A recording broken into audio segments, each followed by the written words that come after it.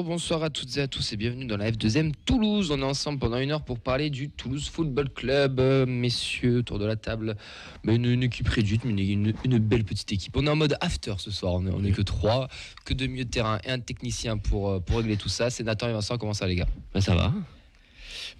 Comment tu vas Vincent? Tu me fais jouer avec un bras écharpe, c'est dégueulasse. Hein. C'est quoi ce coaching? Je suis désolé, la CPM, la crise, tout ça quoi. Je crois que tu as trop regardé les conférences de presse de Montagnier.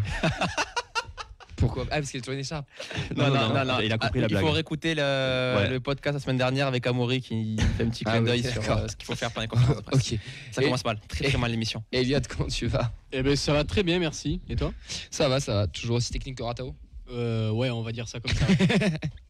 Allez, on a un gros programme aujourd'hui, les amis, puisqu'on va parler bien sûr en news des résultats du centre de formation, des féminines, de tous ceux qui ont joué. Ça, c'est Nathan qui va s'en occuper. On va revenir sur l'interview de Philippe Montagnier hier qui est passé chez nos confrères de France Bleu Occitanie. On va revenir un petit peu sur cette interview. On enchaînera du coup avec la preview entre Toulouse et PSC, le gros match de ce samedi 15h où on recevra Baptiste de Passion PFC. Passion Paris FC, donc média supporter du Paris FC sur le site internet, Facebook, Instagram et Twitter. Donc il sera avec nous pour nous présenter le Paris FC et ensuite on enchaînera avec un petit débat autour de Jean Rau, simple titulaire ou il s'appelle de titulaire ou simple intérim, et enfin un petit quiz histoire de finir l'émission en toute tranquillité et en beauté en effet. Messieurs, on est parti pour cette énième émission. On vous rappelle qu'il y a le Facebook Live en direct sur la feuille de match ainsi que Radio Occitanie. Vincent, même avec un seul bras, gérera tout ça. C'est là, les gars, soyez patients. Si votre commentaire passe par l'antenne, je répondrai la semaine prochaine. Tu répondras la semaine prochaine. De quoi? Tu y répondras la semaine prochaine. C'est pas sûr. Et j'en profite aussi, ce que je leur ai promis. Je sais pas s'ils écoutent ou pas, mais je fais une petite dédicace à mes joueurs parce que j'étais en entraînement avec eux juste avant. Ils m'ont dit ouais, fais une dédicace à la radio. Alors je les embrasse, les 15 de Cugno. Voilà, je pense qu'ils sont fiers de leur coach et de leur accent cliché qu'ils viennent de leur faire en direct. Et ouais. Allez, on enchaîne. Quel objectif avez-vous défini? Le maintien dans les 2 premières places. Quoi? Dites-moi pas que c'est pas vrai!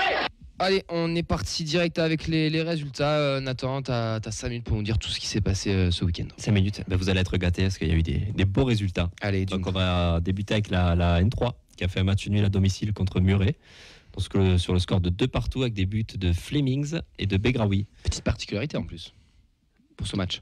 Oui, dis-nous. Ça s'est joué au stadium. Et oui, au stadium, oui. Et oui. Exactement. Oui. Mais pas sur l'annexe, dans le stadium. Dans le stadium, donc c'est assez, ça a dû leur faire plaisir aussi pour des joueurs qui n'ont pas forcément l'habitude de fouler la pelouse du stadium. Donc 3e but de Flemings et Begraoui qui a inscrit son 4e but de la saison à N3.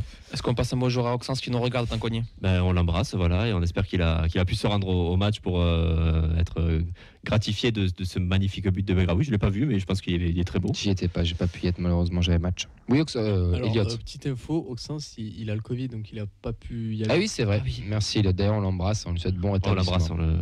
On l'embrasse avec le masque. Façon de parler. Donc du coup, la réserve, elle rate l'occasion d'intégrer le top 4 et elle reste engluée à la 7e place à égalité avec Balma. Donc avec 24 points. Donc prochain match, ce sera le 10 avril à Argelès. On va enchaîner avec les U17 et on avait notre scout de la feuille de match, donc Mehdi qui s'est rendu au... L'homme de l'ombre. Voilà, l'homme de l'ombre. Lui, c'est un Covid très très long depuis le temps qu'on l'a pas vu. Ah ben lui, il vaut mieux pas l'embrasser. C'est le patient zéro, lui, c'est pas possible. Donc il s'est rendu au match et il a assisté au carton 5-0 des U17 à domicile contre Istres, qui était pourtant 4e au coup d'envoi. Donc notre Mehdi national était assez impressionné par la puissance de cette équipe-là. Donc sur chaque ligne avec défenseurs notamment Mawissa, le milieu Lamadi et Belianjou devant le but qu'il a trouvé hyper intéressant. Et il a été aussi impressionné par la faiblesse de Istres, qui était 4e et qui pour lui a rien montré pour un 4e. Il était assez déçu, quoi. C'était les 2005 du coup, c'était vraiment les U17, là il n'y avait pas de sous-classement. Non, les U17, ouais. Et du coup voilà, ça montre aussi la supériorité du club dans cette catégorie-là, puisque voilà, ça a été une démonstration sans pour autant qu'ils soient extraordinaires. Ils ont réussi quand même à leur remplacer 5 et c'est quand même à souligner. Donc ils creusent l'écart avec Montpellier en tête, qui a été défait sur sa pelouse contre Nîmes. Donc ça va leur faire plaisir aussi, Montpellier. Et prochain match dimanche contre Marignane pour les U17. Là-bas. Ouais. U19, on enchaîne avec eux. Ils sont venus à bout de Cannes, donc ils sont imposés 2-0. Donc ils tiennent leur 2e place avec 44 points, juste derrière Monaco qui compte 2 unités de plus. Donc la semaine prochaine, ils reçoivent Nice sur l'annexe du stadium pour un match qui s'annonce aussi être un test palpitant. Ouais. Il y a des jolis matchs, que ce soit chez les jeunes ou les féminines. La fin de saison s'annonce aussi intéressante que l'équipe Fagnon du TF. À l'image du club, des bons résultats qu'on a su toute l'année aussi. On va pas se mentir, les mardis c'est rare, c'était les mardis noirs qu'on a pu connaître. C'est vrai qu'il y a 2 ans, les mardis noirs, c'était même avec les jeunes, c'était pas terrible les féminines. Ouais. Donc là, c'est vrai que tout roule. On va dire, on est un peu déçu pour la N3 qui pêche un peu et qui a un peu de mal à confirmer. Mais voilà, sinon, dans l'ensemble, on se régale. Donc on va terminer avec les féminines. Donc la R1 n'a pas joué pour cause de Coupe de France, comme elles sont éliminées. Donc elles n'ont pas joué. Donc elles se déplacent à Rodez le samedi 2 avril à 20h30. Ouais. La R2, elle a gagné 4-0 à Canet. Donc elle est deuxième avec 30 points à 3 points de Colomiers leader. Et l'U19, elles n'ont pas joué non plus ce week-end en phase élite. Et elles retrouvent le championnat contre Dijon le 3 avril. Mais parfait. Et voilà. C'est 5 minutes. Est-ce que j'ai été très bon parce que les 5 minutes, tu l'as fait en 4. Magnifique. Tu vois, t'es vraiment très très bon. Merci Nathan, merci pour toutes ces bonnes nouvelles, tous ces résultats. S'il y en a qui ont des réactions, peut-être Vincent, je sais pas, je t'ai même pas demandé. Non. Il y a des petites réactions, mais sur les internationaux du TFC, si tu veux faire. Allez, on peut faire un petit point sur les internationaux du TFC, puisqu'on l'a pas fait, mais est-ce qu'il y en a qui ont des. Ngoumou était titulaire, il a fait des passeurs décisifs. Voilà, sur une équipe de France, donc continue son petit bonhomme de chemin avec les espoirs. L'actu toute fraîche, là, c'est Skita qui joue avec la Finlande U21 contre la Croatie U21. Je crois le match n'est pas encore fini, donc il a déjà marqué un doublé, fait une passe décisive. Donc très très gros match. Et on a Jean Rowe titulaire avec l'Australie. Contre l'Arabie Saoudite. Voilà, donc le match normalement démarre, je ne sais plus à quelle heure. À 20h. En même temps que nous, The Pépite. Voilà, la pépite. Et on a surtout la très mauvaise nouvelle qui arrive, c'est un ancien pitchoun, mais bon, on lui souhaite un très bon rétablissement, c'est Amin Adli, saison terminée. Ouais. Déchirement du ligament de la cuisse, je sais même pas s'il y a des ligaments dans la cuisse, mais enfin il y a un ligament, il y a un truc. C'est un déchirement de pouvoir jouer. Ouais, il a la saison finie, j'ai pas la blessure exacte, je suis très bon en anatomie. Si tu as un médecin qui nous écoute, 0562. Donc c'est entre l'orteil et le petit doigt. Voilà. C'est un truc qui sert à courir en tout cas, c'est tout ce que je sais. Mais il a la saison finie, donc écoute, on lui souhaite très bon rétablissement parce qu'il faisait une belle saison avec le Bayern en plus. Il arrivait à gratter du temps de jeu, c'était intéressant ce qu'il faisait, même en espoir. Donc c'est dommage, mais qu'il soit fort, il reviendra plus fort, le petit Amin Adli. Voilà, je pense qu'on a fait le tour, les gars. On va parler sur les news. On va parler de la petite interview qui a été fait, le petit entretien qui a été fait par nos confrères de France Bleu hier soir dans 100% TFC. Plein de questions ont été posées, plein de choses ont tourné autour de ça. On a essayé de relever quelques petites notes importantes. Le coach signerait pour 3-4 victoires sur les 8 derniers matchs pour monter officiellement. Est-ce que vous êtes d'accord avec lui ou pas ?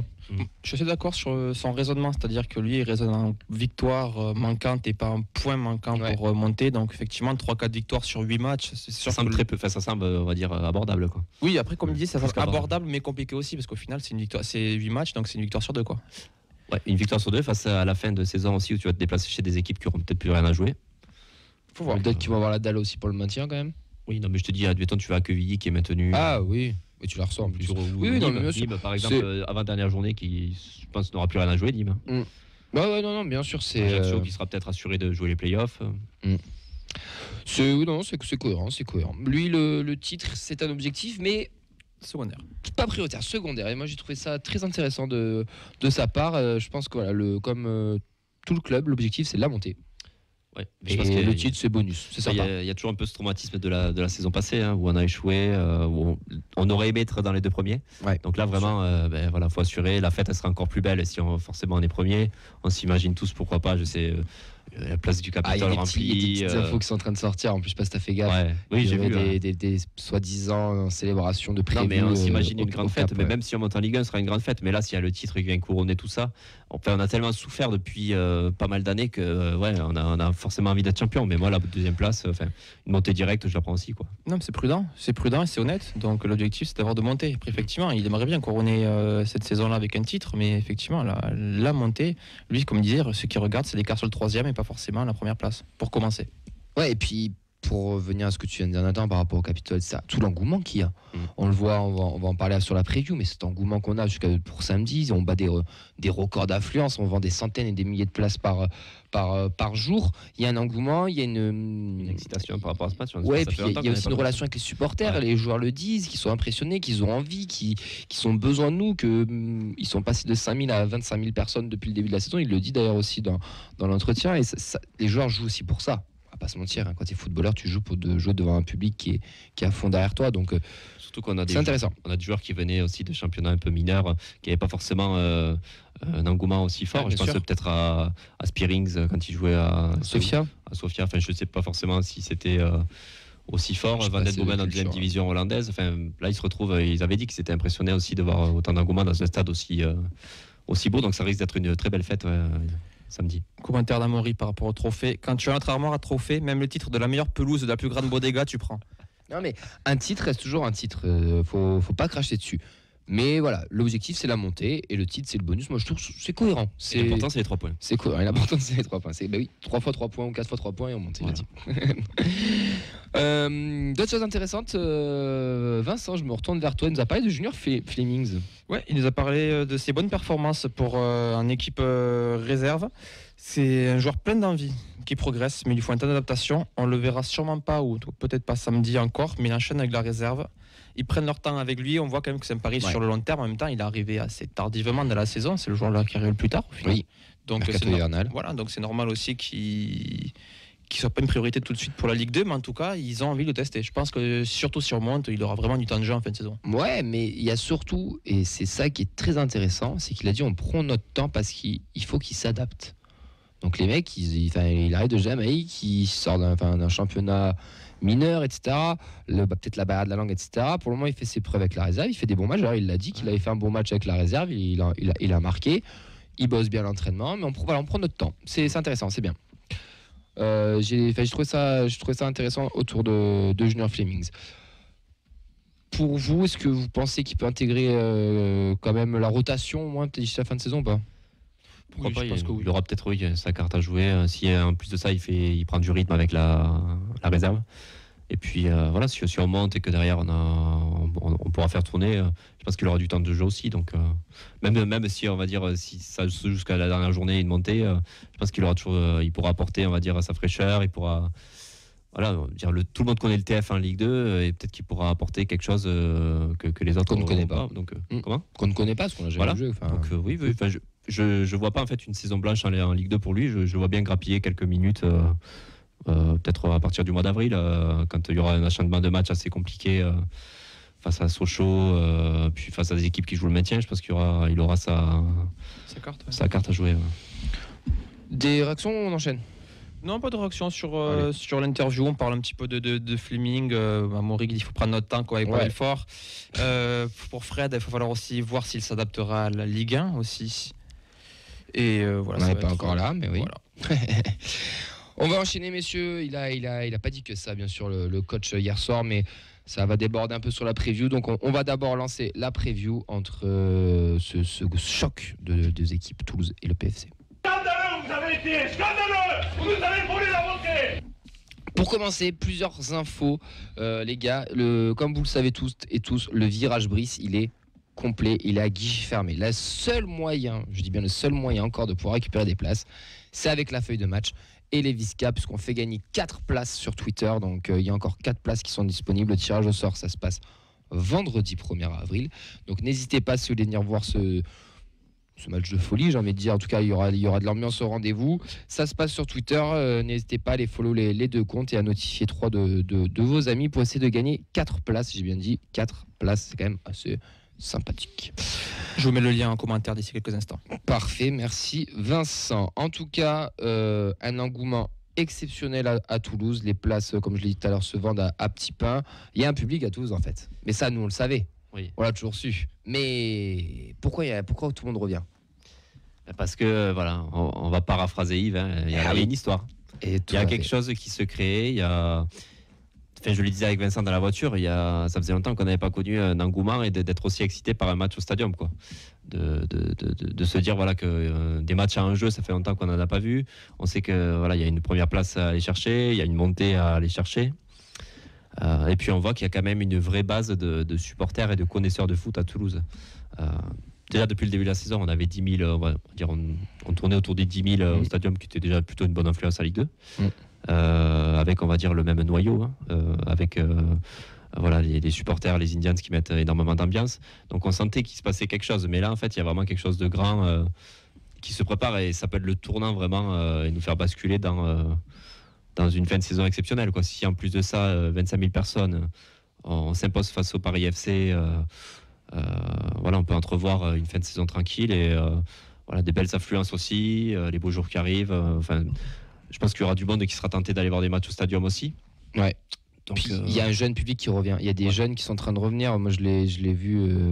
Et j'en ai parlé à mes U15. Il y a même aux jeunes des 3e. Il y en a qui vont venir au match. Et genre, ils viennent à 5, 6. Ils se sont donné rendez-vous pour ce match. Parce que ils ont vu les résultats du TEF, ils ont vu l'engouement, ils voient les résultats, ils s'identifient peut-être avec. Est-ce que tu peux en vouloir la com aussi n'est pas mauvaise, faut pas non plus, on leur a souvent un peu cassé du sucre sur le dos dans les années passées, mais là la nouvelle com s'adresse aussi à tous ces spectateurs, supporters, etc. Et c'est ça aussi qui fait ramener du monde, donc c'est bien, leurs affiches. Encore un, comme je suis arrivé sur le de Radio Occitanie, on voit les affiches, ça me donne le sourire. Enfin, même c'est quelque chose qui fait depuis longtemps, ça. Ouais, des affiches, ça fait plaisir. Oui, parce que c'est quelque chose, en fait, c'est bête des affiches, mais c'est une présence en ville, c'est-à-dire que tu te balades en ville, que ce soit les arrêts de bus, que ce soit ailleurs, tu vois forcément le TFC. Donc tu as toujours quelque chose qui te rappelle le TEF. Voilà, tu te dis, il n'y a pas que le stade à Toulouse. Enfin, c'est ça. Tu te dis, parce que le stade a quand même une place importante. 18 000 places un dimanche, j'y étais, il y avait 18 000 personnes. Le Phoenix ce soir fait aussi, je crois, un guichet fermé ou pratiquement. Donc les sports toulousains vont bien et quand on disait à l'époque, ouais, il n'y a peut-être pas la place pour tous les sports, on a un public en fait qui fonctionne au résultat. Hein. Comme partout. Ça se voit surtout quand tu as une pluralité de sports dans une même ville. C'est vrai que tu as tendance à plus te diriger vers on va dire le sport qui gagne. Là, on a le stade qui a une période difficile mais qui gagne. Le handball, ça joue bien aussi. Et le TF, ça roule. Donc derrière, il y a vraiment tout le monde s'intéresse vraiment au sport à Toulouse et voilà, il y a de la place pour tout. C'est très intéressant ce que tu dis là, justement, ce que vous dites tous les deux par rapport au sport collectif, c'est aussi qu'il y a une très bonne entente entre les équipes de sport collectif, donc ils se soutiennent mutuellement, ils se relaient mutuellement sur les événements, ils travaillent ensemble, il y a des entraînements communs. C'est une alchimie qu'il n'y avait pas depuis très longtemps, donc du coup, il y aura aussi une facilité sur l'ajout de ces événements, c'est-à-dire ce ne sera pas des événements qui seront en concurrence, c'est des événements qui seront complémentaires. C'est-à-dire, je ne sais pas ce que je vais aller voir ce week-end-là, en communiquant bien, tu peux très bien aller voir du volley le samedi après-midi, aller au stadium le samedi soir, aller au Ernest Vallon le dimanche soir. Il y a vraiment le jeudi ou le mardi. Il y a une très bonne entente. C'est aussi avec le Théo 13 là, qui est en Super League en rugby à 13. Voilà, il y a beaucoup de sports collectifs. Le basket masculin qui monte, le basket féminin qui est là. Il y a beaucoup d'équipes toulousaines et il y a une très bonne entente entre eux. Ouais. Entre elles, pardon. Ensuite, 13h30, arrivée du bus. Bon, un grand classique. Faut y être. Ça risque. Ça va faire une fois de service. Faut y être. Celui-là, faut y être. Et je lance un petit message à tous et je pense que les Indians seront d'accord. Vos portables, laissez dans votre poche. J'ai vu un tweet très intéressant tout à l'heure. Je n'ai plus son nom, désolé. Mais il disait tout simplement qu'il y allait avoir des journalistes, il y allait avoir le club. Il va y avoir des vidéos autour de ça. Qu'il y a des gens qui seront là pour prendre des vidéos. Les autres. Vous pouvez les partager sur Instagram. Kiffez, non mais juste kiffez, venez péter votre fumier, votre pot de fumée et venez juste kiffer. Un autre événement aussi pour ce match, que d'événements, l'hommage à Christophe Revaux, le virage ouest, rebaptisé au nom du légendaire gardien toulousain. D'ailleurs, il y a eu un très bel hommage de la part de Philippe Montagnier hier dans son interview, il en parle un petit peu, qui disait que c'était un mec qui aimait tout simplement le club, quoi, et ce qu'il avait fait ici, c'était quand même qu'on se rendait peut-être pas compte avec le recul maintenant on s'en rend compte, mais à l'époque il aurait pu quand même partir dans des grands clubs de Ligue 1 et il est quand même redescendu en national avec nous pour aider à remonter le club, donc enfin bravo à lui. Il a marqué l'histoire, après ça reste une figure encore emblématique, donc non mais le mot légende lui va parfaitement, c'est une légende. Il est dans l'11 de légende. Oui, mais c'est au-delà de ça, c'est une légende du TFC. Il est charismatique, ça a été une histoire, ça a été un excellent gardien aussi. Ouais. Donc ça, c'est en plus de ça émouvant que voilà, le virage il soit renommé à son nom. Donc, Ouais. Ce qui est très intéressant aussi, c'est quelque chose qui était dans les cartons depuis un bon moment. Et surtout, ils ont voulu attendre le fait qu'il y ait un grand match pour pouvoir avoir un hommage à sa hauteur.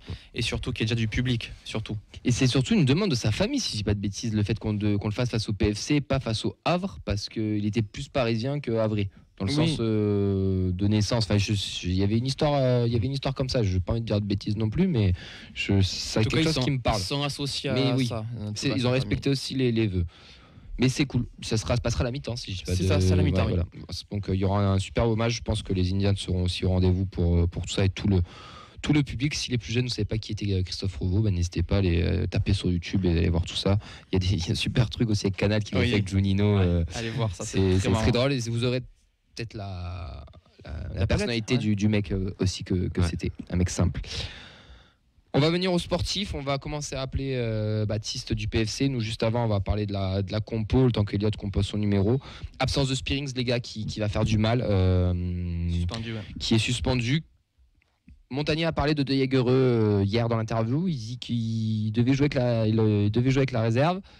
Il l'a pas fait, il se sentait un peu souffrant. Ça fait quand même 3-4 semaines qu'il s'entraîne avec le groupe. Est-ce que c'est un coup de bluff ou pas pour vous? Est-ce qu'il sera titulaire ou pas?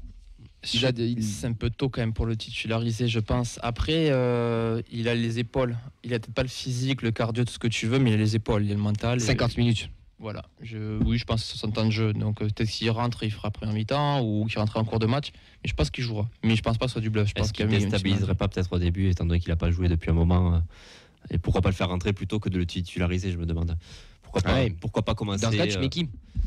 Tu peux partir Mais qui avec n'a en un rotation Bangré qui a un profil un peu plus offensif. Tu peux partir avec Diarra un Diarra qui est un plus stabilisateur et qui a tous les matchs qu'il a fait en 6, je l'ai trouvé plutôt correct. Hormis un, je sais plus où il s'est fait lyncher d'ailleurs. Oui, c'était à Caen où tout le monde est passé un peu à travers, je pense. Oui. Mais voilà, tout dépend de comment on part avec cette équipe-là face au Paris FC. Pourquoi pas Bangré qui avait fait une super entrée aussi contre Amiens à domicile quand on gagne 6-0.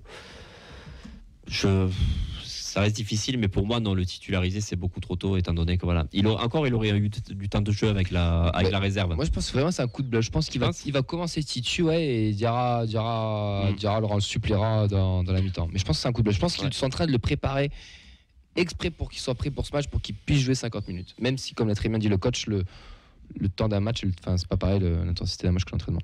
Oxens dit c'est le moment de Skita. Pas du tout le même profil. C'est pas du tout le même profil. Là, je te rejoins pas du tout. Allez, du ciao, tout, gamin. du tout, Oxens. Et Skita, À la limite, non. Dans ce cas, je pense que Diarra là est déjà plus devant lui. Après avoir comment voir Skita devant, remettre Jean-Roux, Van Damme, je sais pas. On va dire dans le travail défensif, Skita, Ouais, Skita, Diarra, ça fait quand même le boulot. Dans la logique de Montagnier, ça serait ça. Après, on n'est pas dans sa tête, on ne sait pas. Messieurs, on va accueillir Baptiste qui est avec nous pour parler du PFC. On en reviendra sur nos débats de la compo un peu plus tard. Salut Baptiste, comment ça va?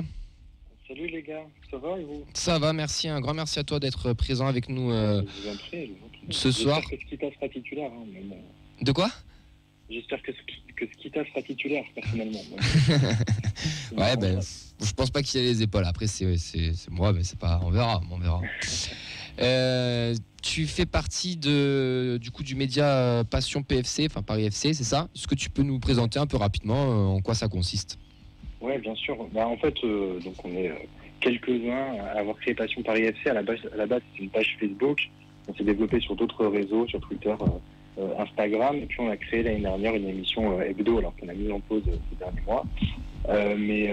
Voilà, une émission hebdo de débrief, un peu comme vous, voilà, pour parler, animer l'actualité autour du Paris FC. Ouais, c'est vrai que ça ressemble fortement à la feuille de match, tout ça, mais c'est chouette, c'est parfait, c'est très très bien. Du coup, on va appeler ça le choc, hein, on va pas se mentir, c'est quand même le gros match du week-end. Côté comment? De la saison. De la saison même, ouais. Côté parisien, comment vous êtes? Quel est l'état de forme du PFC? Quelle est la dynamique? Comment vous abordez ce match? On va pas se le cacher, la dynamique récente, actuelle, elle est pas tip-top côté Paris FC. On sort d'un nul un peu chiant contre Pau à domicile, et puis surtout on sort d'une défaite 3-0 contre Nancy, contre l'ogre nancéen. Ouais. Je pense que vous en avez entendu parler. Oui. Voilà. Qu'est-ce qui s'est passé face à Nancy? Parce que c'est une faute déjà, professionnelle ou Nancy a fait le match de sa vie? faut savoir que Nancy est toujours fort contre nous. C'est toujours un peu exceptionnel, notamment Biron, qui est pas un mauvais joueur, attention, mais qui est toujours en feu. Mais non, après, il y avait eu un gros turnover. C'était un match en semaine, de mémoire. Oui, c'était un mardi, oui, en effet. Ouais. Donc voilà, déjà l'enchaînement des matchs avec un gros turnover de la part de Thierry Laurel, qui était complètement assumé. Hein. Il avait dit, bon, je vais faire tourner, et puis voilà. Et puis, tu vois, tu te retrouves à la mi-temps avec des joueurs qui n'ont déjà pas l'habitude de jouer ensemble dans un système en 3-4-3 un petit peu qui était mal rodé. Puis tu te fais ouvrir au milieu, et puis voilà, quoi, en fait. T'arrives pas du tout à contrer le pressing ancien qui était vraiment intense, et pour le coup, bravo Nancy, parce que c'était fort ce qu'ils ont fait. Ouais. Et puis voilà, à mi-temps, tu te retrouves à mener 2-0, 3-0, je sais plus. Et puis la deuxième, t'essayes de pousser un peu, mais c'est terminé, quoi. Après, si je dis pas de conneries, vous étiez pas sur une série de 15 matchs sans défaite avant cette défaite-là face à Nancy? Oui, si tu veux savoir, même la série de 15 matchs sans défaite, elle commence avec le nul contre Toulouse à l'aller. D'accord. Sur le 2-2. Ouais. Donc, on était sur une grosse série, et c'est vrai que, après, c'est marrant parce que tu vois, à peu près 2-3 matchs avant Nancy, Laurel insistait sur cette série, elle va se terminer, on sait qu'elle va s'arrêter, tout ça. Lui, c'était un peu annonciateur, il savait que ça allait casser à un moment donné et que c'était imminent. Et le fait est que ça a bien cassé, quoi. Ouais. Après, j'ai envie de te dire, nous, de notre côté, c'est un peu pareil. On a pris une espèce de 4-1 à Caen. Personne n'a compris la contre-performance. Beaucoup de gens ont décrié ce match. Nous, ici, comme on a dit, on ne peut pas tout gagner non plus. Enfin, je veux dire, tu es obligé des fois. Ouais, tu as un match chance, ça peut arriver dans la saison. Ouais, il y a des fois, je sais pas si on peut dire un quota, mais des fois, je trouve qu'il y a des matchs dans la saison, c'est irrationnel. En fait. Oui, c'est ça. Pour expliquer ce qui se passe. Voilà, faut le faire avec, quoi. Tant pis. C'est ça. Moi, franchement, pour être honnête avec toi, Baptiste, le PFC cette année, j'ai l'impression que c'est un peu le Toulouse de l'année dernière. C'est-à-dire qu'il est favori, qu'il a un fond de jeu, qu'il y a des choses très intéressantes, mais j'ai peur qu'il se fasse carotte à la fin. Est-ce que tu me rejoins sur ça ou pas du tout? Je n'avais pas fait l'affiliation avec le Toulouse de la saison passée, et je ne pense pas qu'on ait des talents individuels comme Toulouse on avait la saison passée. Je pense à Habib, un joueur exceptionnel. Mais non, effectivement, il y avait des ambitions affichées qui étaient top 5, en pratique top 3. Hein. Ouais. Voilà. Après, il y a effectivement une organisation qui a été trouvée et qui a été efficace pendant ces 15-16 matchs. Un peu rouleau compresseur, et qui faisait penser au Toulouse quand même un petit peu de la saison passée sur certaines périodes. Et sur l'aspect carotte à la fin de saison, j'ai un peu peur que ça en prenne la direction, malheureusement. Mais non, en fait, je sais pas si l'année dernière vous aviez rencontré pas mal de blessés et tout. Mais on a eu le Covid à ce moment-là l'année dernière. En fait, l'année dernière, je regardais les classements, j'ai comparé, on était à peu près pareil, sauf que c'était nous les deuxièmes et Clermont était à la position de Ajaccio. Et on a eu le moment du Covid, et après on a enchaîné des matchs un peu ferraille face à des pas des prétendants. On perd 1-0 à Rodez avec du vent de ouf, on prend quand même 0 points face à Dunkerque qui finit 16e, et au final on finit à 1 point de Clermont à la fin de la saison, quoi. Ouais. Et après là, tu vois, l'année dernière il y avait quand même Clermont et 3 qui étaient quand même au-dessus, ouais. Rapidement quand même, qui étaient voilà. Maintenant cette année il y a quand même plus de place, je trouve, en fait, pour monter, parce que Sochaux c'est un peu décroché, Ajaccio est quand même moins impérial, on va dire, que pendant un moment, donc il y a peut-être un peu plus de place. Voilà. Ok, par rapport au PFC, pour continuer chez vous, quelles sont vos forces, tout simplement? Force, si le match était intervenu il y a 2 semaines, j'aurais dit la confiance, parce que tu restes sur un match sans défaite. Malheureusement, c'est plus trop le sujet. Non, après la force aujourd'hui, ça va être de savoir allier en fait entre des jeunes pousses qui arrivent et qui sont à qui on donne de la confiance. Je pense à Ousmane Camara derrière, à Javan Adjan par exemple. C'est des joueurs en fait qui sont aujourd'hui titulaires, mais à la fois par la force des choses, parce qu'il y a des blessés, mais aussi parce que ils méritent, et que c'est des joueurs de talent et qui doivent être titulaires. Et aussi justement les allier avec des valeurs sûres, entre guillemets, un joueur comme Mostafa Nam, Voilà. C'est sa deuxième saison en Ligue 2, mais qui a 2 saisons nationales dans les jambes, qui est un joueur reconnu, qui est international sénégalais, donc qui est champion d'Afrique sans avoir joué. C'est pas mal. Ouais, bah, tu as dit le Rami, champion du monde. Hein. Ah bah oui. Mais Un Rami, titre, il c'est un avait titre. joué en Hein. 2018, non De quoi? Rami, il avait pas joué. Non, il doit rentrer en finale. Et au final, Lloris, il fait une bourde et Deschamps ne le fait pas rentrer. Ah, c'est correct. Non, mais sinon, ouais, bon, il y a cet aspect individuel avec des valeurs sûres et des jeunes pousses qui montent, mais il y a aussi, on va dire, la clé de voûte, je dirais, qui est quand même Thierry Loret, on ne peut pas le nier. Oui, c'est ce que j'allais dire. Le coach, quel est votre ressenti sur lui? Parce que nous, on a l'image du mec de Strasbourg qui fait du bon boulot à Strasbourg, alors qui est un entraîneur très atypique, hein, mais qui fait quand même du bon boulot à Strasbourg et qui, quand il vient au PFC, il vient avec de l'ambition quand même. Oui. Bah, alors, il vient avec de l'ambition, lui, et puis ça affirme aussi les ambitions du Paris FC. Exactement. Mais honnêtement, alors, je ne vais pas dire que je suis un historique du PFC, mais quand le PFC va chercher Thierry Loret, c'est un entraîneur qui n'est pas en situation d'échec. Oui, tout à fait, ouais. Qui est en fin de contrat, qui est en fin de cycle avec une équipe. Or, les récents entraîneurs du Paris FC, c'est des entraîneurs. Quand on va chercher René Girard, c'est un mec qui s'est fait lourder au bout de 5 matchs par le Raja Casablanca, tu vois. Bon, ouais, mais il a été champion avec Montpellier. Voilà, c'est ça.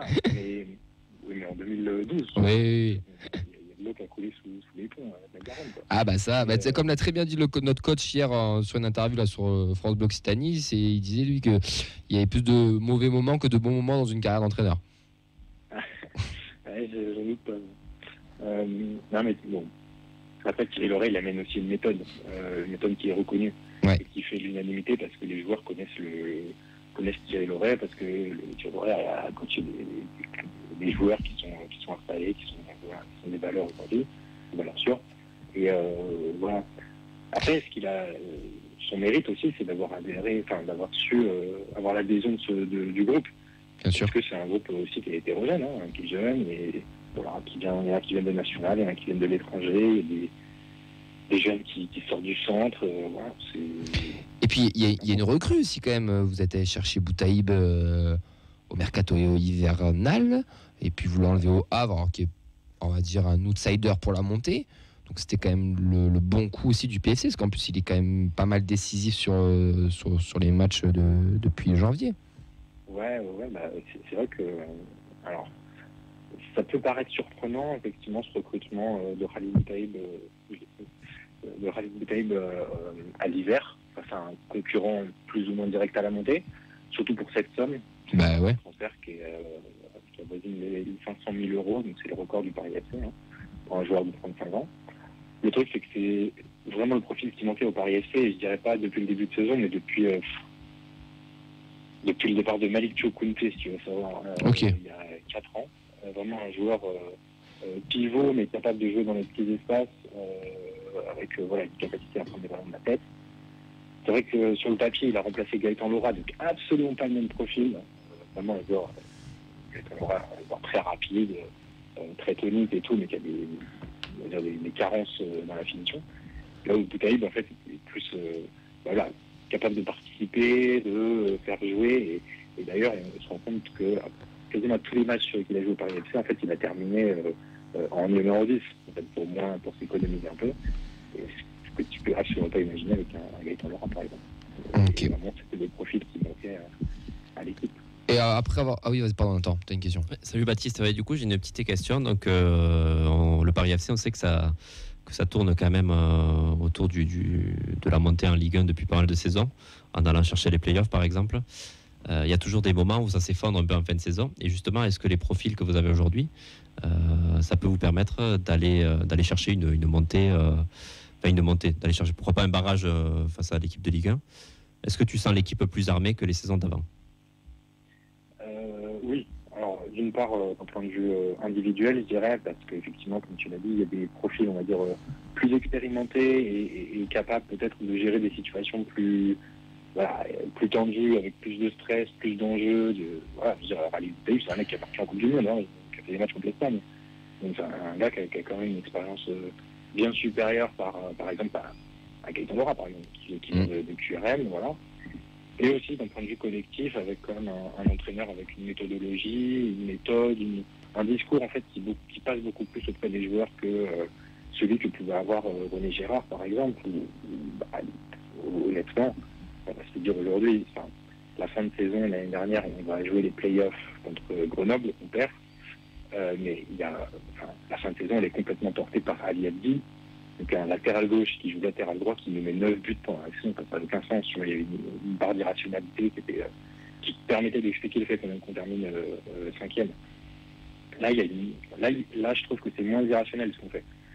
Il y a plus de maîtrise et plus de une approche des matchs qui est beaucoup plus réfléchie et beaucoup plus logique. Et je trouve que on est plus armé aussi parce qu'il y a cet aspect collectif qui est beaucoup plus fort que les saisons précédentes. Après toutes ces belles choses, les qualités, le fait que vous êtes armés, ils sont où les faiblesses du PFC pour nous Toulousains qu'on doit exploiter? Allez, on t'a donné ce qu'il t'a, donc tu nous donnes un joueur.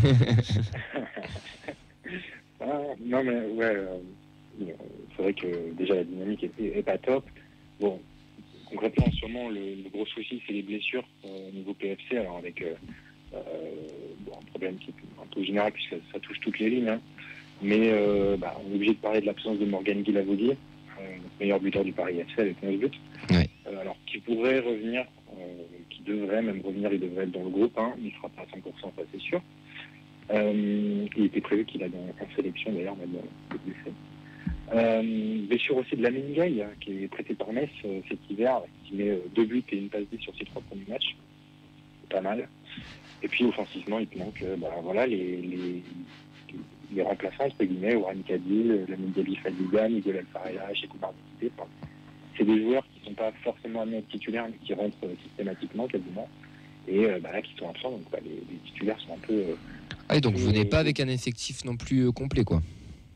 Ah non, pas du tout. Et en plus, vraiment, sur les absents, je crois que sur les 7 absents, il y a 6 offensifs. Oh putain, oui, d'accord. Ah oui, c'est compliqué. Il manque les joueurs qui font des stats. Ok.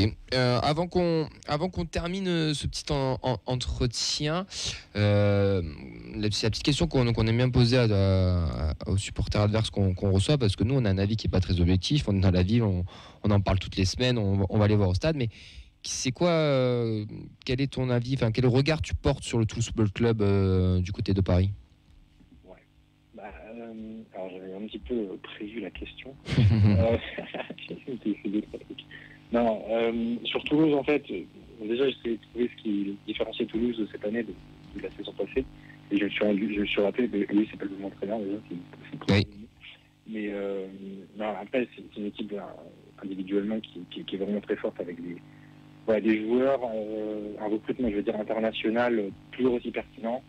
Il y a une sorte de force tranquille qui se dégage de cette équipe, je trouve, en tout cas de l'extérieur, un peu un rouleau compresseur. Bon, c'est une expression qui est un peu, oui, bien sûr, qui est un peu fourre-tout, mais qui je trouve assez parlante et qui est portée aussi, un peu, comment dire, au fur et à mesure, portée par une individualité qui est forte. On a vu Vexili qui met des quadruplés, et puis maintenant évidemment. Branco Van Den Boomen, c'est des cauchemars de ce type, c'est insupportable. Non mais plus sérieusement, tu regardes son but contre Auxerre, t'as l'ouverture de l'euro qui est exceptionnelle, ok, mais l'appel, le contrôle, la finition, il y a des attaquants de haut de tableau de Ligue 1 qui ne savent pas faire ça, faut vraiment... C'est vrai. Et, non mais je trouve que même si tu as peut-être des incertitudes collectives dans l'organisation, dans le schéma de jeu, etc., j'ai l'impression qu'il y a toujours une individualité qui va prendre le relais et qui va t'assurer peut-être une victoire que tu ne mérites pas à 100%, mais qui va t'assurer les 3 points sur un match en particulier. Et puis au final, 3 points plus 3 points, même si tu gagnes sans avoir totalement mérité, ça fait des points et puis tu te retrouves devant. C'est marrant que tu dis ça, parce que nous aussi c'est paradoxalement un peu l'inverse. C'est ce qu'on pensait plus l'année dernière. Cette année on pense plus que c'est plus collectivement qu'on est plus fort. Donc comme toi c'est bien aussi d'avoir des avis extérieurs. Si tu dois nous piquer un joueur chez nous, tu prends qui? Et pourquoi Van Den Boomen?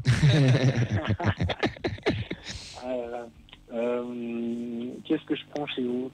Moi je prends ton Guilavogui, je le prends par exemple, tu vois. Ouais, après vous êtes armé avec Ngoumou, mais j'allais dire Ngoumou, mais Justement, je vais prendre Nathan Ngoumou. Joueur que j'aime beaucoup. Alors, Intéressant. pas du tout pour le coup. Je vais pas te le cacher. Il émerge vraiment cette année en fait. L'année dernière, il jouait assez peu, je crois. Ngoumou, ouais, c'était plus. C'était plus Santiste qui était super Ouais, sub, c'est ça. et là vraiment il s'installe en tant que titulaire. Ouais. Cette année. Oui, cette année, il a vraiment fait une grosse progression. Ouais. Je trouve que c'est un garçon qui est vraiment, vraiment surprenant avec des qualités de percussion que tu peux trouver chez plein de joueurs, honnêtement, mais qui, je trouve, avec une efficacité et mine de rien, une intelligence de jeu qui est quand même supérieure à un ailier basique qui va éliminer, quoi. Totalement. Et je trouve que il s'insère bien finalement dans ce projet de jeu, quoi, parce que tu peux faire des différences sur ton côté, mais si tu reçois pas les ballons, si tu ne fais pas les bons appels, au final tu vas pas se taper et les gens vont pas te regarder, quoi. Donc, Comme c'est intéressant. Puis c'est un pitchoun. Nous, on apprécie les pitchouns aussi, parce que malgré notre recrutement international et dataesque, on va dire, on a quand même les pitchouns qui jouent et c'est toujours sympa de les voir performer. Héros, j'aime beaucoup aussi. Ouais. Ici aussi, il est beaucoup apprécié, je vais pas te mentir. Allez, pour finir tout ça, on va faire les pronos. Je vais demander à l'équipe et après on terminera par toi pour essayer de compenser tout ça. Elias, on t'a pas trop entendu ce soir, mais tu as écouté toute la présentation du PFC et de chez nous. Qui c'est que tu vois gagner ce week-end? Alors, je suis désolé pour le Paris FC, Baptiste, mais je veux une petite victoire. Allez, 1-0 de Toulouse. Ah, petite victoire. Ouais, petite victoire quand même. Petite victoire, 5-0. Ouais. Non, et pour le buteur, allez, soyons fous, Van Den Boomen. Ouais, soyons original. Tu prends des risques, toi, dis donc. Attends. Alors moi je vois une dramaturgie vraiment, je sais pas, je vois le truc qui part un peu en live après la grosse fête, je sais pas, 1-0 pour le Paris FC, et je nous vois, je sais pas, je vois une victoire à l'arraché dans le temps additionnel. Toi, tu veux vivre un grand moment samedi. Ouais. Toi, tu veux vivre un grand moment. Je le sens comme ça. C'est la dramaturgie du foot et je vois bien. Forcément, Van Den Boomen, il va nous débloquer un truc sur un coup franc qu'il aura tiré depuis les 6 mètres. Et après, je vais te dire, il est pour le but. Pour le Ilian Fire dans la tribune. Non, toi, tu veux remplir un bon match là. Toi, tu veux vivre de l'ambiance en fait. Ouais. Et Guy Lavogui, qui en début de seconde mi-temps, il sera rentré, il aura mis une tête sur un corner. Putain, le mec nous fait le match. Okay. Vincent. 2-1, ça va être De Jagereux pour son retour, Begraoui et Boutaïb de l'autre côté. Alors, moi les gars, avant qu'on interroge Baptiste, il y a deux choix. Ou on est le mode TFC qu'on connaît tous, c'est-à-dire de l'enjeu, de l'affluence, du monde qui revient, un hommage à Christophe Rovo, du monde dans les tribunes, beaucoup d'ambiance, donc c'est-à-dire un match raté. 0-0. Un bon match raté comme l'hommage à Brice face à Lorient où on perd 1-0, les 80 ans du club face à Marseille où on perd, les 25 ans les 25 ans des Indians où on perd face à Bordeaux. Enfin, je vous en passe et je vous en passe des plus belles. Ou alors on a vraiment changé de dimension et on y va et on gagne ce match 2-0. Au choix. Ou un bon 1-1 ou une victoire du PFC 1-0 ou une victoire 2-0. Je sais pas. Et c'est pour ça que ce match, je ne veux pas le pronostiquer parce que je ne sais pas, mais j'espère qu'on rentre dans une nouvelle ère. Baptiste, pour toi, quel est ton pronostic? Déjà, en fait, quand je vous ai écouté, du coup, ça fait un peu match du titre presque pour vous. Ouais, nous, clairement, c'est ici, c'est comme ça que les supporters le voient. Il y a déjà 7 points, si je dis pas de conneries. Non, 5 points, ça serait, ouais, on mettrait 8 points d'avance, là, ouais, ça serait quand même bon. Pour le PSG, ça paraît difficile d'espérer au mieux un match nul, tu vois, vraiment. Donc moi je vais partir sur un partout avec peut-être un match ouvert mine de rien parce que Toulouse avec l'ambition, le stade plein et tout, peut-être par essayer qui récupère quand même quelques forces, espérons-le. Je vois bien un but sur corner au niveau de Toulouse. Alors je sais pas qui peut marquer chez vous, peut-être plutôt Nicolas Hyssen, j'imagine. Ouais, ça marche. Ou Nicolas Hyssen, ça marche. Chez nous, plutôt, il n'y a que le Bouteille qui se tape en ce moment. Donc, vous savez d'où va venir le danger. Après, du moment où Van Den Boomen frappe, tous les joueurs peuvent marquer, même Pépé, je pense. Ouais, j'avoue. Même Skita. Ouais, même Skita, ouais. Très bon joueur, Skita, très bon joueur. J'en reste persuadé, mais on attend de le voir un peu plus. Il a 18 ans, ne faisons pas trop. Bref. Baptiste, un grand merci à toi d'être venu dans l'émission, nous avoir présenté parler du PFC. On te remercie. Vincent va mettre en ligne, sous les commentaires du Facebook Live votre site pour qu'on puisse vous suivre aussi. Merci beaucoup, merci à vous. On te souhaite un très bon match et si tu es disponible mardi, on peut se rappeler pour débriefer, il y a aucun problème. Ok, l'invitation est prise, je vous dis ça rapidement. Allez, ça marche. On se tient au courant. Passe un bon match et merci à toi d'être passé par chez nous. Ciao, ciao. Bon match. Allez, nous on va enchaîner. Il nous reste un gros quart d'heure d'émission, les gars. Et après cette belle présentation, c'est con parce qu'on a appris pas mal de choses. Je pensais pas que Paris venait comme pas aussi fort que potentiellement prévu. C'était pour le théâtre, hein. C'est 8-2 pour Toulouse. Non, moi je suis vraiment dans le doute. C'est une fête, c'est des matchs qu'on attend, beaucoup de gens l'attendent, du monde. Mais moi, ces matchs-là, on les gagne jamais, les gars. Ces matchs-là, dans l'histoire du club, on les gagne rarement, les gars. Donc c'est. Ce sera encore plus beau. À voir. Mais j'espère pas porter la guigne. On enchaîne avec le débat, Jean-Ro, titulaire ou intérim. Les gars, pour vous, Denis Genreau, Nathan, t'en penses quoi? Est-ce que avant qu'on enchaîne sur les avis d'Auxence et de Yves qui ne sont pas là, pour toi, est-ce qu'il a gagné sa place de titulaire? Est-ce qu'il a juste bien géré son intérim ou peut-être mal géré son intérim? Je ne sais pas. Qu'est-ce que tu penses de notre Denis Genreau? Alors ça reste un milieu très jeune, avec 22 ans. Ouais, 22 ans, très peu d'expérience aussi dans le football de haut niveau. Il avait joué en Australie, mais voilà, la Ligue 2, c'est quand même, dans un club comme Toulouse aussi, c'est un tremplin, hein, c'est une étape à passer. Donc par rapport à ce qu'il fait, je trouve qu'il est monté en régime depuis le début de la saison, où il avait vraiment plus un rôle d'intérim, c'est-à-dire on sentait qu'il était vraiment là pour prendre le relais de Jagereux. Et au fur et à mesure, il a eu beaucoup plus d'impact sur le jeu, notamment lors du dernier match. Il me semble que c'était le dernier match au Stadium contre Amiens. Où on a vraiment senti son influence dans le jeu à ce moment-là. Où il était un peu box-to-box, où il faisait un peu la liaison avec Spearings qui jouait un peu plus bas. Et il allait un petit peu amener le ballon plus haut. Il avait vraiment un rôle hyper intéressant sur ce match-là. Et je le trouve... Je trouve qu'il a une mentalité exemplaire, comme tous les joueurs du TF. Je trouve qu'il se donne à chaque match. Il lui manque peut-être un peu plus de projection vers l'avant, de gagner un peu en stats. En stats, voilà. Je pense que c'est ce qui lui manque aujourd'hui. Il a combien? Un but, 3 passes d'ess. Un but, 3 passes d'ess. C'est vrai que quand tu fais le comparatif avec les autres milieux, ça reste un peu famélique comme bilan. Mais au-delà de ça, ça reste un joueur de l'ombre aussi qui apporte beaucoup. Intérim, pas forcément, parce que quand tu regardes la saison de Jagereux aussi, jusque-là, il n'avait pas été autant meilleur que Jean-Ro. On va y venir. On va y venir, très bien. J'ai les stats, j'ai comparé les stats, parce que Yves, qui est pas là ce soir, mais nous a donné son avis. Il a posé la question. Alors déjà, lui, il le trouve pas pire. Il trouve qu'il a le nouveau Ligue 2. Et pour lui, c'est De Jagereux qui est passé un petit peu à côté. Alors, on parle quand De Jagereux jouait, parce qu'il était blessé. Il pensait qu'il allait apporter un peu plus.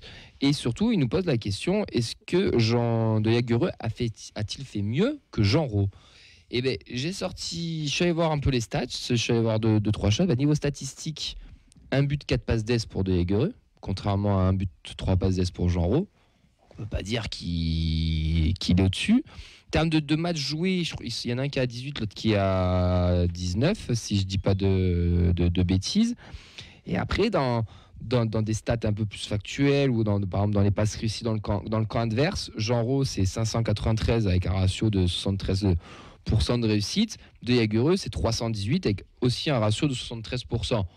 Au final, c'est un peu la même chose. Il y en a un qui dribble un peu plus que l'autre, mais ça se ressemble. Genreau, c'est 18 dribbles réussis, donc 72% de réussite. De Jagereux, c'est 11 réussis, donc 47%, mais il en manque 12, donc il dribble un peu plus.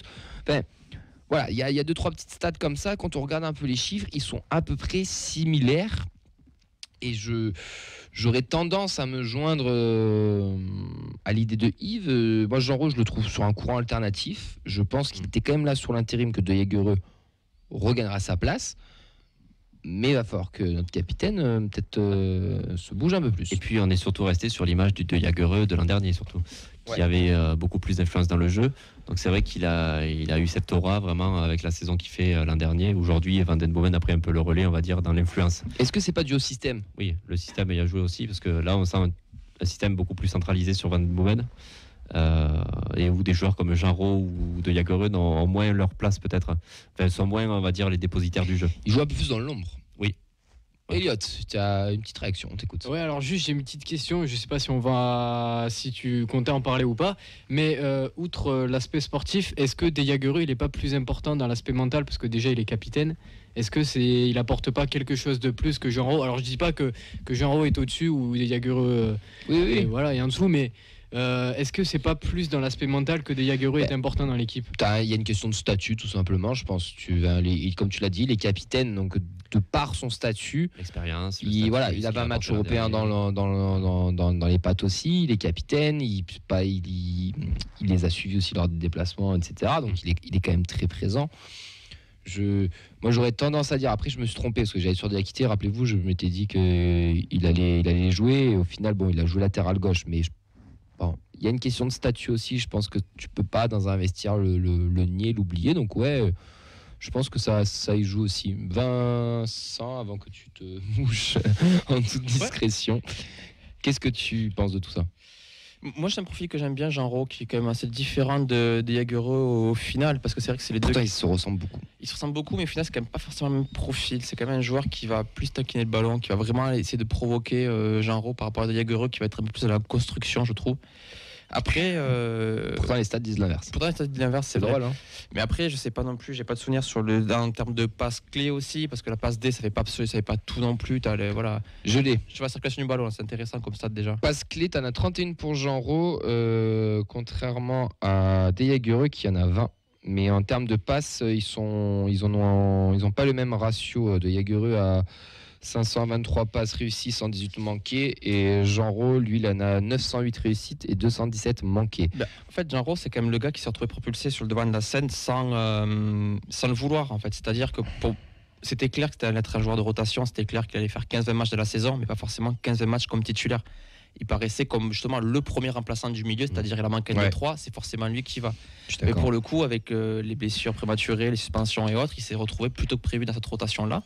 Donc peut-être que là, il commence un petit peu à l'avoir dur parce que là, même en Australie, je ne dis pas de bêtises, il y a moins d'équipes dans le championnat, donc il y a moins de matchs, les saisons sont un peu moins longues, l'intensité est différente, même si, puis là, il est international en étant en France, donc c'est-à-dire en plus, il y a les trajets, l'avion à chaque fois. Parce que là, il joue ce soir en Arabie Saoudite et il va revenir pour potentiellement jouer samedi. Enfin, voilà, je suis d'accord avec toi, ça va jouer dans les organismes. C'est crevant. Donc j'espère pour lui qu'il pourra souffler en fin de saison et qu'on aura des Jagereux qui reprendront peut-être son poste ou qui tourneront un peu plus ensemble. Mais là, ouais, ça commence à être long pour lui. Et tu vois, c'est intéressant parce que dans les stats, ils ont vraiment les mêmes ratios. Ils n'ont pas les mêmes nombres de passes, mais les ratios sont très similaires. On est sur du 73% pour des passes réussies dans le camp adverse. C'est idem pour De Jagereux, mais il en a 200 de moins. Enfin, c'est vraiment marrant parce que quand Yves a posé cette question sur le groupe, je me suis dit ouais, il est un peu dur, il abuse un peu, tu vois. Et quand on regarde d'un peu plus près, donc, il abuse pas tant que ça. Et au final, après, quand on se souvient un peu de ce qu'on pensait de De Jagereux en début de saison, on disait toujours qu'on attendait un peu plus, qu'il n'avait pas trop sous le pied, donc un peu compliqué. Ou des réactions du coup que tu as de nos internautes? Ouais, j'ai des réactions sur un petit peu toutes les plateformes. On avait fait un petit sondage dans l'après-midi sur Twitter, sur Instagram et sur Facebook pour Rémi Larieux qui aime bien ce débat. Donc Genreau, c'est un gentil garçon. Il a eu sa chance, parfois intéressant, parfois transparent. Ça sera à terme un remplaçant, rien de plus. Sur Instagram, on avait d'autres commentaires. On avait le compte Instagram toulouse.info qui lui nous disait intérim le temps du retour de Jagereux, même si avec le temps son statut évoluera. Sur Facebook, on a pas mal de réactions pour Fred. Donc Genreau est indiscutable puisqu'il n'y a que lui à ce poste avec la blessure de Bibiche et il fait le taf. Mais il n'y a que lui à ce poste. Oui et non. Oui et non. Mboué, Skita, Bangré peuvent. De près, je pense qu'ils peuvent jouer. Tu vois Oui. Je dis pas le contraire, mais en termes de profil, tu as des profils qui peuvent jouer à ce poste. On a Samy aussi qui aime beaucoup Genreau, technique, bonne vision du jeu. Il est jeune, il va progresser encore, c'est l'avenir. Et 22 ans, il ne faut pas l'oublier. C'est 22 piges. Il a gagné en maturité, je trouve, depuis même. Oui, il y a une différence entre le début et la fin de saison. C'est normal. En début de saison, où vraiment, même sur l'influence dans le jeu, on le ressent. Enfin, j'ai pris l'exemple du match d'Amiens. Bon. Certes, voilà, bien, en face, c'était absolument. Il y avait quasiment rien. Quand même la sortie. Mais je pense que c'est la prestation aussi du milieu qui qui a fait qu'il a eu cette influence sur ce milieu-là. Mais ça se ressent vraiment, ouais. Qui a eu de la maturité, de l'impact. À terme, voilà, je pense qu'il faut qu'il s'aguerrisse encore un peu. Et voilà, je suis sûr que ce sera un joueur sur lequel on pourra s'appuyer la saison prochaine aussi. Comme le souligne bien Auxence aussi, c'est qu'il est sur courant alternatif, mais surtout dans l'ombre des deux Bataves. Ouais. C'est indéniable. On a un Van Damme Woman qui crève les écrans, un Spearings qui est un peu moins dans la stat, mais qui crève les écrans aussi. Et il y a Jean Roux. Tellement les deux sont à un degré, tellement les deux ont un niveau exceptionnel. Ouais. En fait, on a l'impression qu'il est en dessous des deux. Il est certes moins influent et techniquement, il est moins à l'aise aussi. Mais tu le mets dans n'importe quel club de Ligue 2, je pense. Tu le proposes au Paris FC. Je suis sûr qu'il est titulaire sans problème au Paris FC, Jean Roux. Ouais, mais tu vois. Quand on compare les stats de Dejaguereux, ça de me faire un flash. On avait à peu près le même discours déjà en début de saison sur Dejaguereux, si tu te souviens bien. Qu'on disait que Spearings et Van Damme Woman étincelaient, que Dejaguereux, on était un peu, oh là là, il en attend un peu plus. C'est pour ça, c'est ce profil de rôle joueur-là qui, en fait, t'as besoin de lui. La tactique de Montagnier, elle est beaucoup moins axée sur ce genre de profil. Où l'an dernier, vraiment, Dejaguereux, c'était le dépositaire de jeu. Là, on sait que ça tourne beaucoup plus autour de Van Damme Woman. Donc les joueurs du profil de Dejaguereux ou Jean Roux ont moins d'influence. On a une réaction d'Amaury qui dit le Brecht de l'an dernier bouffe 3 fois Jean Roux au petit-déj. Il peut progresser, devenir un excellent joueur, je pense, mais Brecht est une machine. Et on a justement Samy qui a rebondi sur ça et c'est assez intéressant. Est-ce que Brecht peut briller dans une équipe qui est organisée autour de VDB ? Je crois pas, selon lui. Eh bien, je trouve ça intéressant et je le rejoins un petit peu parce que Brecht, il a été bon quand il était replacé dans l'axe. Il a très peu joué dans l'axe, je sais pas si vous vous souvenez, dans le 4-3-3, 4-4-2, 4-2-3-1 qu'on avait plus ou moins en place. Là, Jean Roux a une sorte un peu d'électron libre, un peu 10 Dejaguereux peut jouer dans ce rôle-là, j'en suis persuadé. Mais avant de le bouffer 3 fois au petit-déj comme l'année dernière, ce qui est le cas l'année dernière, cette année il a quand même du boulot. Puis là, 2 mois et demi sans jouer, on va falloir voir ce que ça donne. C'est un peu une saison un peu en dents de scie quand même pour parce que la dynamique est plus pour Jean Roux, qui est vraiment, certes, il y aura la fatigue avec les organismes entre le fait qu'il n'a pas enchaîné peut-être une saison entière avec autant de matchs, autant d'intensité, plus les trajets avec sa sélection nationale, mais il reste sur une dynamique et je pense qu'il aura beaucoup plus d'influence dans le jeu que Dejaguereux pour cette fin de saison. Ouais, et puis moi je le répète, il a 22 piges le gamin. Enfin, faut pas l'oublier. Merci. Voilà, il est en pleine progression. Regardez un Minadli, à 21 ans il a explosé. Un Ngoumou à 21 ans il explose. Un Rouault, si je dis pas de bêtises, il a 21 ans aussi, non 20 ans. Je sais pas, j'ai pas envie de dire de conneries. Donc enfin voilà, on est sur des jeunes joueurs. C'est quand même pas mal. Pour un peu clôturer ce débat avant qu'on termine cette émission. Du coup, on super intérim et on retourne sur le banc ou on garde la place de titu ? Pour moi, c'est le joker numéro 1 toujours. C'est-à-dire qu'au final, sur une saison, tu as besoin de faire souffler les 3 milieux. Donc au final, il y aura toujours un temps de jeu là. Que ce soit sur les matchs pour en faire sortir un des 3, surtout qu'on a 5 remplacements, ou pour faire la rotation. Puis il aura sa chance aussi. Mais moi, je pense que même en Ligue 1, il pourrait continuer à être dans cette rotation-là. Puis avoir comment Dejaguereux revient aussi. Ouais. Et avoir aussi le mercato derrière. Oui. Si on s'appuie sur Jean Roux pour le futur du club. Mais forcément, je pense qu'il aura il aura un rôle beaucoup plus important que celui de super sub pour moi. Je pense honnêtement que maintenant, avec le nouveau football, les fameux 5 remplacements en 3 phases, il ne faut plus voir un 11 type. Il faut voir vraiment 14 bonhommes. Oui, 14-15 bonhommes. Si tu as 15 bonhommes performants, t'es bien. Et ça peut, des fois, tu peux rentrer à 60e et des fois, tu peux être titulaire. Mais un peu comme Ratao et Ado sont mis en concurrence, comme Bayo l'a été avec Ilé l'année dernière, ou comme à une autre époque. On a 2 postes pour 3 joueurs. Quoi, Garcia ou Trero. Non. Il rentre jamais. Bon voilà, écoutez, messieurs, c'était intéressant ce petit débat sur Jean Roux. On espère nous juste qu'il sera en forme samedi, qu'il sera performant. Parce que c'est ce qui importe. Il nous reste une grosse minute d'émission. Le temps de vous rappeler que samedi, c'est 15h, le coup d'envoi du match. Mais avant, 13h30, l'accueil de bus, et il va y avoir un sacré accueil de bus. Je vous conseille fortement d'être arrivé à au stadium, il va faire froid, donc il va falloir que les 27 000 spectateurs, parce qu'il va y en avoir 27 000 jeux. Oui, on va y arriver. On va y arriver. Se serrent les coudes, une grosse ambiance. Rangez vos portables sur l'accueil de bus, mais rangez aussi vos portables en tribune. Profitez du moment, chantez, donnez de la voix. Couvrez-vous. Faites savoir pourquoi on est la meilleure tribune du championnat. C'est surtout ça qui va être important. Et puis on retrouve l'émission en podcast dès demain ou même dès ce soir, parce que Vincent il est bon. Et ce soir. Dès ce soir sur tout ce qui est Spotify et YouTube et toutes les plateformes, le jeu Twitter pour gagner 4 places, ça c'est important aussi avec les Visca qu'on embrasse, qu'on remercie. Allez, merci Elliot d'avoir fait la technique, merci Nathan, merci Vincent, merci à toutes et merci à toutes et tous de nous avoir suivis sur Radio Occitanie 98.3. On vous dit à la semaine prochaine ou à samedi parce que nous on sera tous au match et on vous souhaite un très bon match. Ciao ciao. Ciao ciao.